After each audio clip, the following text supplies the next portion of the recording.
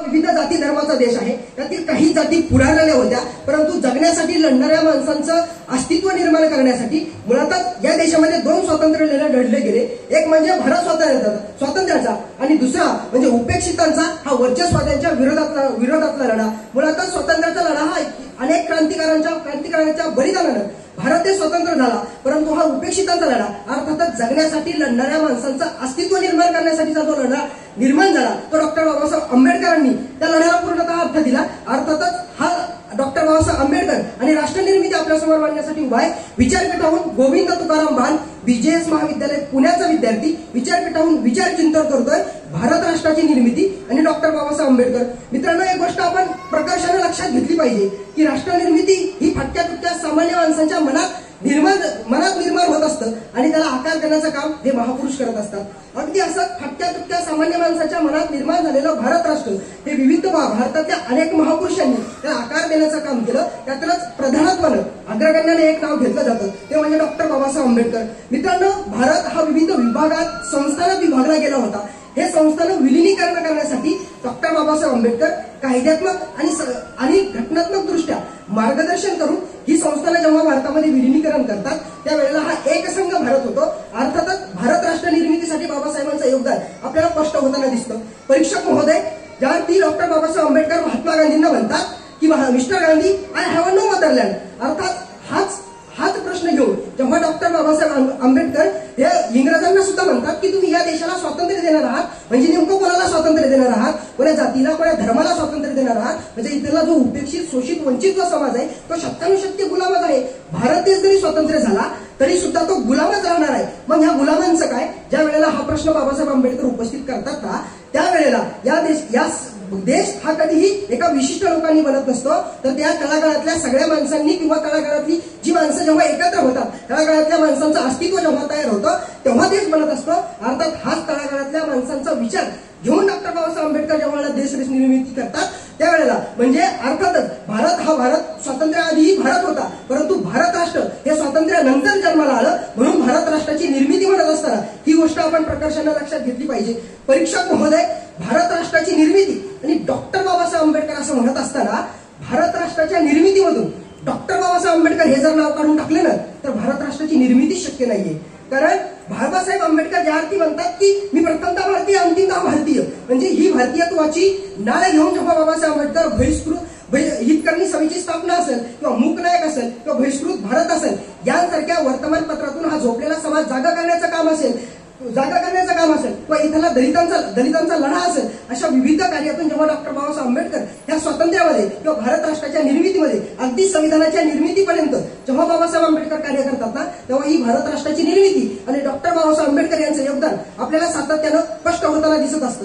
मुळातच राष्ट्रनिर्मिती ही सतत चालणारी प्रक्रिया आहे. ज्या दिवशी राष्ट्र बदल स्वीकारणं बंद करील त्या दिवशी राष्ट्र सुद्धा बंद पडतं. म्हणजे आज देशाला 77-78 वर्ष स्वातंत्र्य होऊन झाली तरी सुद्धा हा देश जर आपण बदलत नाही ठेवला तर मुळातच देश नक्कीच बंद पडेल. म्हणजे ज्या अर्थी 1956 साली जेव्हा डॉक्टर बाबासाहेब आंबेडकर यांचा महापरिनिर्वाण निर्माण होतो ना त्याच्यानंतर सुद्धा 1962 साली जेव्हा भारत चीन युद्ध होतं तेव्हा ह्याच भारत चीन युद्धाची पूर्वसूचना जेव्हा डॉक्टर बाबासाहेब आंबेडकर 1952 साली देतात ना त्या अर्थी म्हणजे बाबासाहेब आंबेडकर 1956 ला गेल्याच्या नंतर सुद्धा बाबासाहेबांचे विचार हे राष्ट्रनिर्मितीसाठी सातत्याने कार्य करताना दिसतात.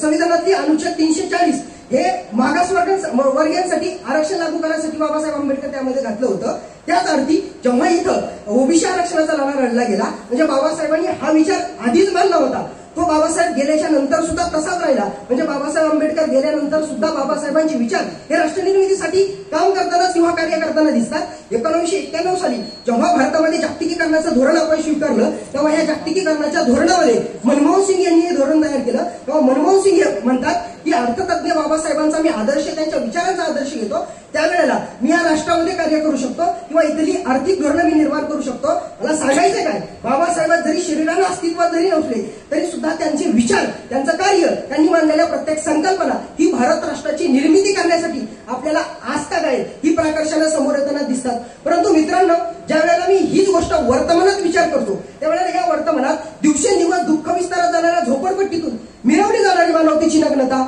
आदर्शांना डावलून दलालांना दिला जाणारा पुरस्कार, घटनात्मक संसदीय लोकशाहीचा चालू असलेला जागतिक नग्न सिनेमा आणि सत्तेमधला पक्ष दिवसेंदिवस चालकांवरती किंवा एक अधिकारशाहीकडे चालू असलेली वाटचाल किंवा इथल्या सामान्य माणसांच्या स्वातंत्र्य आणि मूलभूत अधिकारांना डावलण्याचा चालू असलेला डाव, या सगळ्या गोष्टींचा आपण जेव्हा विचार करतो त्यावेळेला बाबासाहेबांचे अनुयायी म्हणून हाच बाबासाहेबांचा आम्ही भारत निर्माण करतोय का, हाच बाबासाहेबांच्या विचारातला भारत आहे का, ही सुद्धा गोष्ट विचार करणं तितकंच महत्वाचं वाटायला लागतं. ज्या अर्थी संविधानाची जंतर मंतरवरती प्रति जाळल्या जातात, संविधानाची विटंबना केली जाते, संसदेमध्ये एखादा मोठ्या पदावरती असणारा व्यक्ती हा बाबासाहेबांचा सातत्याने अपमान करायला लागतो, त्यावेळेला ज्या बाबासाहेब आंबेडकरांनी या देशामध्ये स्वातंत्र्यासाठी लढले, हे देश निर्माण करण्यासाठी लढले, त्यांच्या आपण हाच आदर्श घेतोय का, याचा सुद्धा विचार करणं मला वाटतं भारत राष्ट्राची निर्मिती आणि डॉक्टर बाबासाहेब आंबेडकर म्हणणं गरजेचं आहे. आज गोविंद पोलार्ड ज्या अर्थी म्हणतो की बातमीचा आशय जेव्हा सरकार होतो,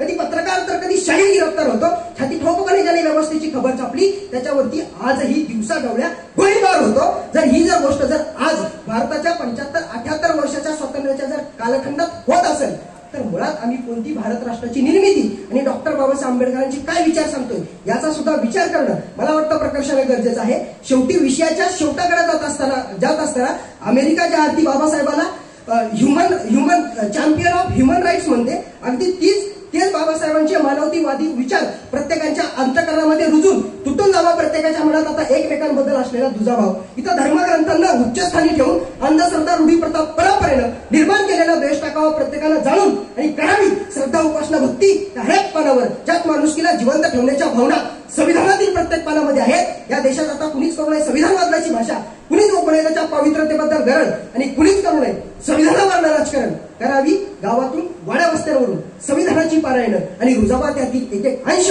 इथल्या प्रत्येक भारतीयाच्या मस्तकात तो रुजावा एवढीच अपेक्षा व्यक्त करतो आणि जाता जाता रवी यांच्या शब्दात एवढंच म्हणतो, माझ्या जिंदगीला अत्तराचा सुगंध देतो, माझ्या जिंदगीला अत्तराचा सुगंध देतो भीम माझा संविधानातून मला जगण्याला श्वास देतो, भीम माझा संविधानातून जगण्याला श्वास देतो. मनपूर्वक धन्यवाद. धन्यवाद.